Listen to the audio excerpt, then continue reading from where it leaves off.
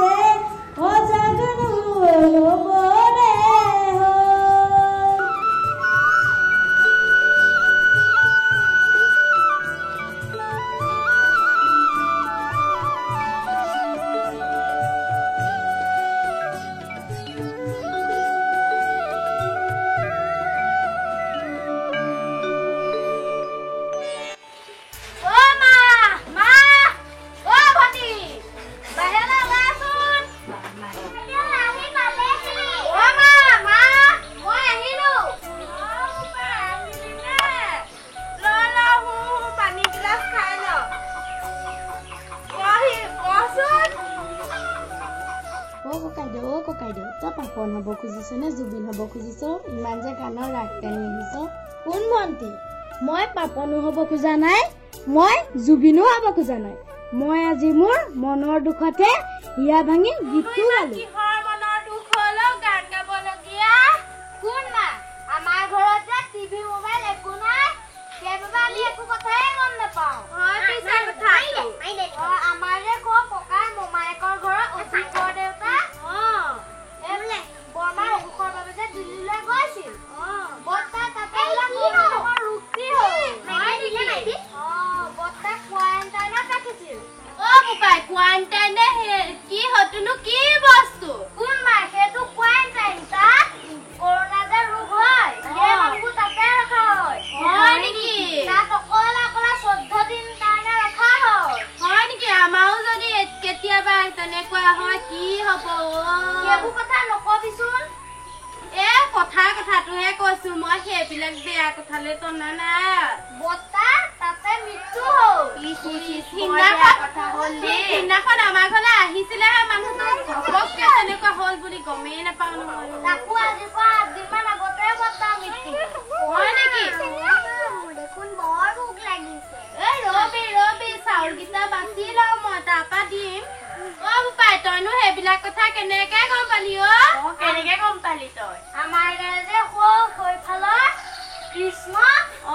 পাতি থকা শুনিছিলো হয় নেকি তাকো কালি ৰাতি কৰবাৰ ঘৰলৈ খবৰ এটাও নিদিলে তাকো কালি ৰাতিহে কৰবাৰ অচিনাকি মানুহ এজনে ফোন কৰি কৈছে হয় নেকি নহলে বৰ্তাই লাখে লাখে টকা ঘটি পুত্ৰ কন্যাকো ডাঙৰ দীঘল কৰিলে আজি বৰ্তাই নিজৰ বাৰীটো অকণো মাতি নাপালে ৰাম এইবোৰ গোটেই জাতকুল নাইকিয়া হৈছে আৰু মাতিছে ফুট গল আৰু কথা পাতি আছ যে বৰমাই যে কান্দিছে কিয়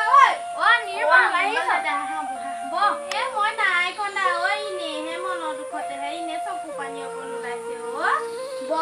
বৰ্তা আজি পুত্ৰই জ্বলাবলৈও নাপালে হয় নেকি পুত্ৰই মুখাগ্নি কৰি সেই কীৰ্ত সমাপন নকৰিলে একোৱেই নহয় মা আমাৰ দেউতাওতো এনেকুৱা এটা ৰোগতে মৃত্যু হৈছিল মোৰ আজি দেউতালৈ খুব মনত পৰিছে উপায় সেইবিলাক কথা মনত নেপেলাবিচোন তাৰ অকাল মৃত্যুত আমি বহু সৰু আছিলো মা হয় বৰমা ভনীহঁত আৰু বন্ধু অংকুৰ আজি এই সমগ্ৰ পৃথিৱীত কৰোণা নামৰ এটি ভাইৰাছে ধ্বংস কৰিলে নেজানো আমাৰো কেতিয়া কি হয় গতিকে আমি এতিয়া এই সংকটৰ সময়ত সজাগ আৰু সচেতন হোৱা দৰকাৰ ৰাইজ আহক আমি সকলোৱে চৰকাৰ আৰু চিকিৎসকৰ প্ৰতিটো কথা মানি চলি দূৰত্ব বজাই ৰাখি মুখত মাস্ক পৰিধান কৰি চাবোনেৰে ঘনাই হাত ধুই সজাগ সচেতন হৈ থাকো